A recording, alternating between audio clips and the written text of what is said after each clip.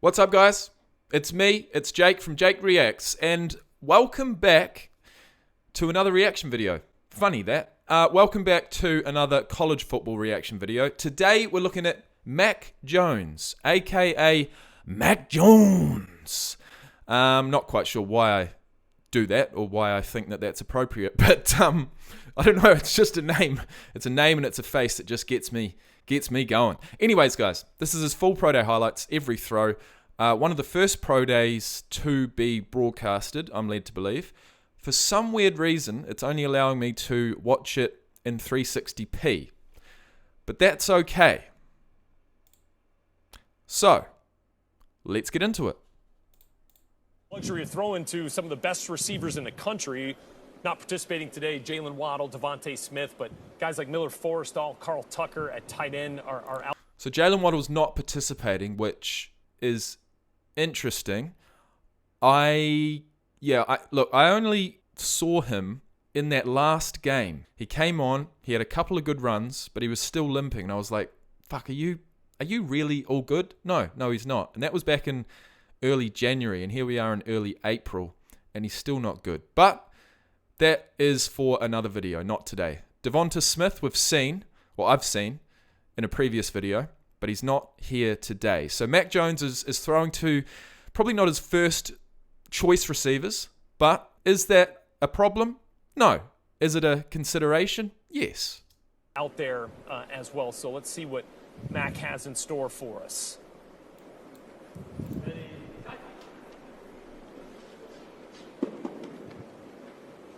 There's some of that movement. Boy, that's on the money, DJ, on the move there. And again, about a third of his throws, DJ, are going to be from some sort of movement inside, outside of the pocket there. And that one... that was right on the money. It should have been caught. Pretty good example of what he can do. Yeah, and look, pro days can be used to try and fill in the gaps. And I think Scott talked about that a little bit earlier. But we have so much tape of him navigating within the pocket and making touch timing throws, showing you that anticipation, the accuracy. So today is about trying to see some of those things we didn't get to see a lot of. So the more we can see him on the move, outside the pocket, when not having the ability to set your feet and throw. I want to see him on the move. I do. I think that is smart that David Morris and Mac got together today to script a workout as such. Yeah. And this workout in the workout tape will be really good to watch. But again, if you go back to game tape and you see his accuracy and his composure in those times when he's under pressure, sometimes we'll see these workouts and we'll see where a ball's maybe a little overthrown or underthrown or a little bit too wide. I don't get too caught up on that in workouts, nor do I overrate it if everything is spot on. It's what you see in game film, and again, when he's playing the actual quarterback position and about to get hit in the mouth. Hey, a real quick thing that I want to talk about right there, just watching him come in and out of a huddle and being able to run a huddle. It's one of these things we talk about as scouts and evaluators and GMs and coaches now, is there's a lot of players that are now coming into the National Football. Pretty sure Mac Jones is the only quarterback we've seen thus far that's wearing a t-shirt rather than a tank top or a singlet, as we call it over this side of the world. Football league at the quarterback position that don't know how to run a huddle. And his leadership ability and his ability to bring people together, communicate, and then get people to do their jobs is pretty darn good. I wouldn't get too hung up on the end result here today, as we've mentioned, with who he's throwing to. To me, it's again about just watching the feet. How crisp is he? We keep coming back to that word twitch. Do you see some twitch? Do you see some snap with him? And to Scott's point, look at his throw. He did some good things under pressure, but there just isn't a lot of it. I mean, when you go through their games, I like to sort it and watch the 3rd and 7+ throws. So everybody in the stadium knows you're throwing the football. And usually you'll see a pretty high percentage of pressure. And there just aren't a lot of examples of that. So he's shown he can do it, but it's just not to the volume that you feel totally comfortable. That's, to me, why you want to see some of that movement around today. Don't focus on the end result. Let's just see how natural and how smooth he looks doing it. Thanks, mate. That's a good point as well. And again, snapping the ball here to Mac Jones is one of the best centers in this year's class, one of the best interior offensive linemen. Landon Dickerson coming off a... There we go. Right. How many yards is that? From the 20? In this year's class. No, from the 20... I'm going to call that 22. From the 22... It's one of the best interior offensive linemen, Landon Dickerson, coming off a... To the 15. And that's 28 yards plus 35. Now, if my calculation's correct, that's 63. And it's not on the angle. That's just straight out 63 yards. Torn ACL suffered at the tail end of Alabama's championship run. I like that. Yeah, Rhett, I love Landon Dickerson. I mean, he, again, for a guy that came in, again, he was a graduate school or a graduate transfer, so he only spent 1 year in Tuscaloosa with the University of Alabama. And being down there and watching how teammates and players gravitated towards him and what kind of leader he was along the offensive line, very often when you get these graduate transfers, everyone knows that they're kind of hired hands and they just come in for a little while, and it's guys just making time to get themselves ready for the next level. But everyone embraced this guy, and he embraced this team and this program. Yeah, it was Tua that was before him, right? So where did Mac Jones go before? I can't remember. I think it may have been Ohio State. Michael McCorkle Jones, or Mac for short, played at... Okay, no, he didn't do that. They must have been talking about someone else, because he did go to Alabama originally. Listen to this. In the 2018 season, he appeared in 14 of the Crimson Tide's 15 games, so he was included at the very least, but mostly as a holder on special teams. A holder of the ball. He added his name to the Alabama record book with a 94-yard touchdown pass to Jalen Waddle, the second longest in school history, in a win against Louisiana Lafayette. And it's not too often that a holder on special teams would throw a 94-yard touchdown pass. Right, two-time champion, national champion, part of the team in 2017, although he didn't play. Or did he play? He did play. He played 6 games in 2018. Maybe he didn't play. Anyways, look, we may as well have a look at some other stats while we're here. He's 22, he's 6'3", he's almost 100 kg, and he did run at Alabama's Pro Day a 4.68 40-yard dash. Sweet. Under 4.7, not too bad. 32.5 inches on the vertical, and no broad jump or bench press, which is not surprising for a quarterback. Okay, let's get back into this. I tell you, Landon Dickerson, it's good to see him out here right now. Again, you can see the relationship between he and Mac Jones at the quarterback. They cultivated and developed a really important relationship. And again, this is another important thing that goes on. So many people get caught up in the numbers and the times and all the data that comes out of these workouts, but one of the most like me? important things is watching the interpersonal relationships, because at the end of the day, football is about a chemistry experiment. It's either going to go right or it's going to go wrong. And when you watch players like this, Mac Jones, who really connects well with his teammates, Landon Dickerson, who connects well with his teammates, it's great to pay attention to these kind of things here. Yeah, Dickerson had never played center in a game before 2019. Ends up this past year as the Remington Award winner as the nation's top center. Talented dude right there snapping the ball to Mac Jones. Underway in his throwing session here from Alabama's Pro Day. Rhett Lewis, Daniel Jeremiah, Scott. So this guy effectively could be either the next Jets quarterback, the next 49ers quarterback, the next Falcons quarterback, the next Miami quarterback, and I can't remember for the life of me who's in number 5. Pioli here with you. Now let's go down to the field in Tuscaloosa. On the scene for us, James Palmer. James, what's the buzz down there as Mac is working his way through this workout? Well, I will tell you about his center to start this off. Dickerson spent almost the entire time measurements were going through talking to Titans head coach Mike Vrabel. They developed quite a relationship of laughter during the time those measurements were going on. As you're watching Mac Jones go out and get that, mate. Balls, Lovely catch. Notes that I got from him and talking to people around the program leading into this is, one, you see that deep ball there. They don't question his arm strength. They do believe it is enough at the next level. And then also something with Mac Jones that a lot of people don't talk about. They said he actually really likes the creative off-platform throws. You know, they said he can do the no-look stuff. He actually likes moving around and throwing from different platforms, and that's a big part of his preparation over the last couple of months since that national championship game, was to make sure he works on all of these things that are so prominent in the NFL. When things don't go right, and it happens for your quarterback, how are you able to go and still make plays when things aren't exactly where you want them? And we've talked so much about the competitiveness, and I think this has a really good pace to it from the 4,500 passing yards in 2020. Let me go back to his stats here. Yeah, 4,500.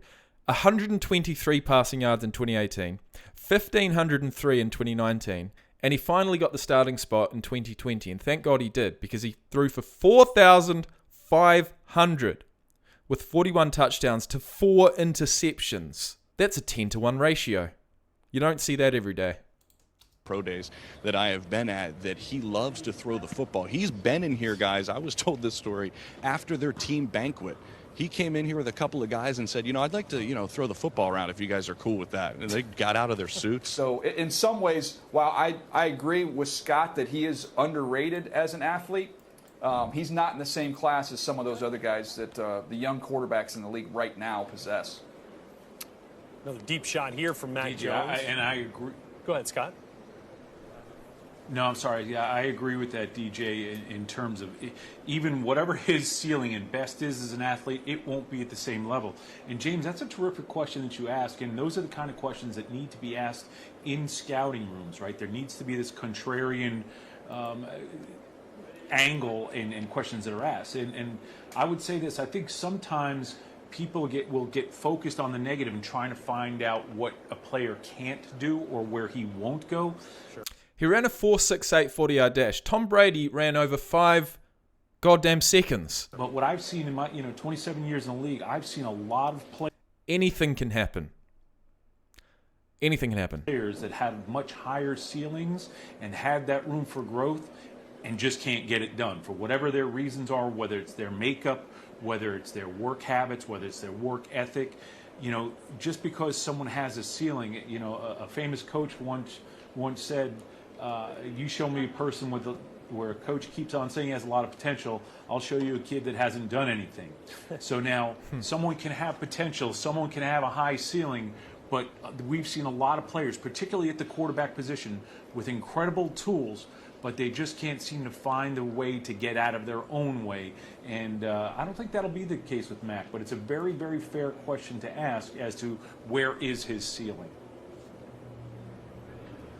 That's exactly right, Scott. Some of those teams I've talked to really have said, with Mac, the reason they have that question is they do believe he's one of the best processors coming out at the quarterback position in this draft, and the way he plays the game mentally and the work ethic that he has brought to transform his body leading into this past year, and then what he's done since the national championship to make sure that he gets the most out of himself physically. Well, he's only 22, right? And that's a consideration I always have with these guys is we're not seeing the finished product. They talk about a ceiling, right? That ceiling is really only going to be met when the body of the player develops to its potential, right? The mind is already there. Like they keep saying, he can host a huddle. Players gravitate to him. He is switched on. He knows the X's and O's.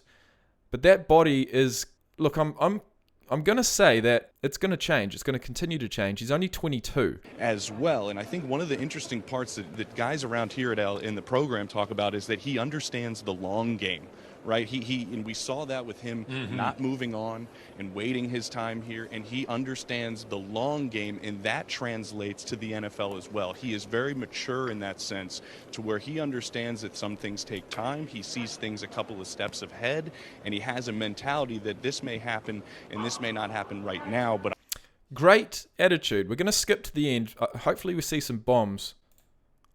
And get your we can thoughts on measure a how couple. that kind of factors into the mix for evaluations in this pre-draft process in this unique year.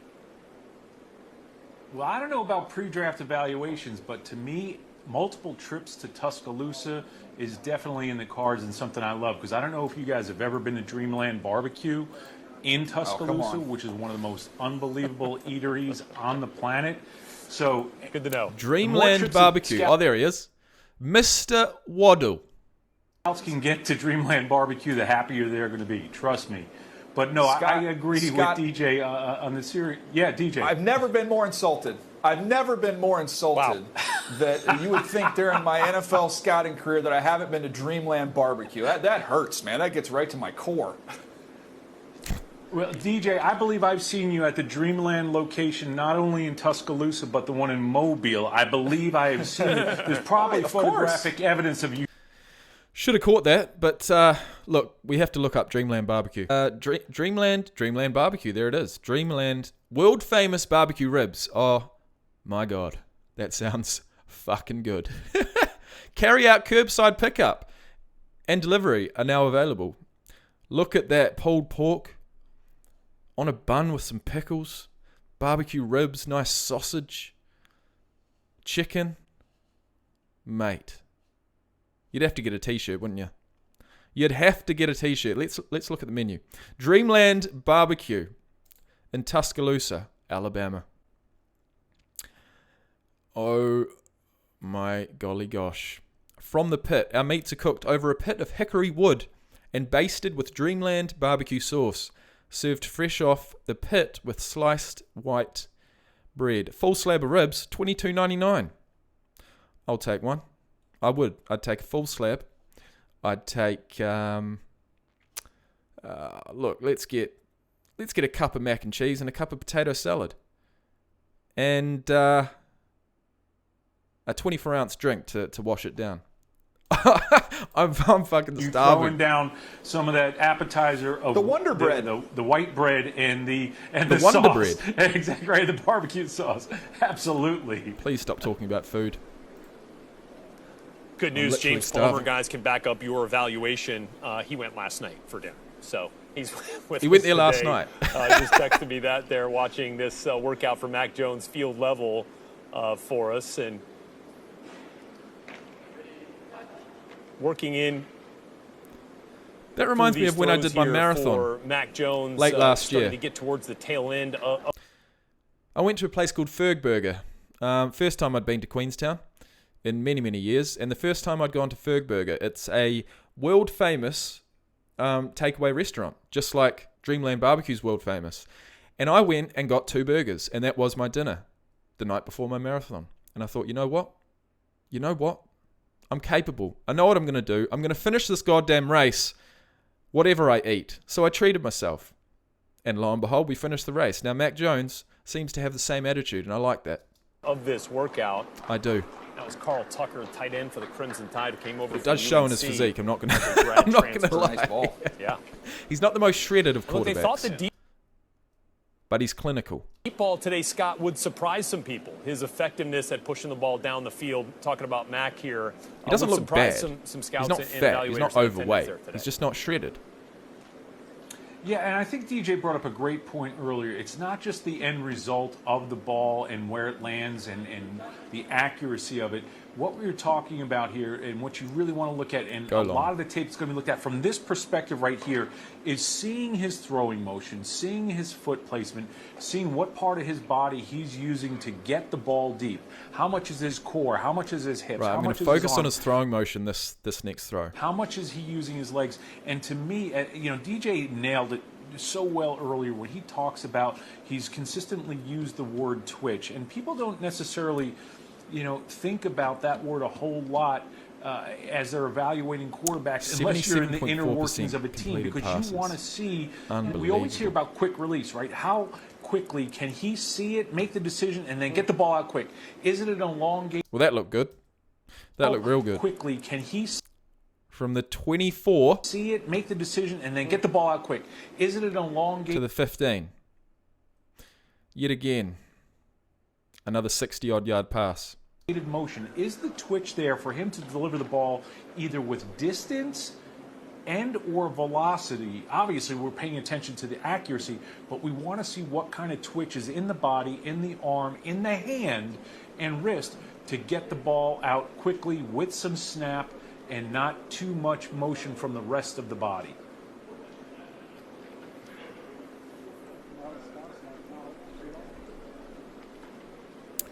Right, we've got 40 seconds to go. What are we going to see here? quick slant there from Mac Jones to Miller Forrestall, his tight end this year at Alabama, kind of picking up the pace here a little bit with some of this kind of read option stuff right there. DJ, you thought that was one of the strengths of his game. We've certainly seen that more and more now in the NFL. Yeah, that is his wheelhouse. Ride the back and then, again, show me some quick hands, get that ball right out and throw slants. They throw more slants at Alabama than any place on earth, and they wear people out with that. And he is very, very accurate. Nothing like a good quick slant, shoulder, I have to admit. So these guys can run after the catch. This is, again, where he's very comfortable.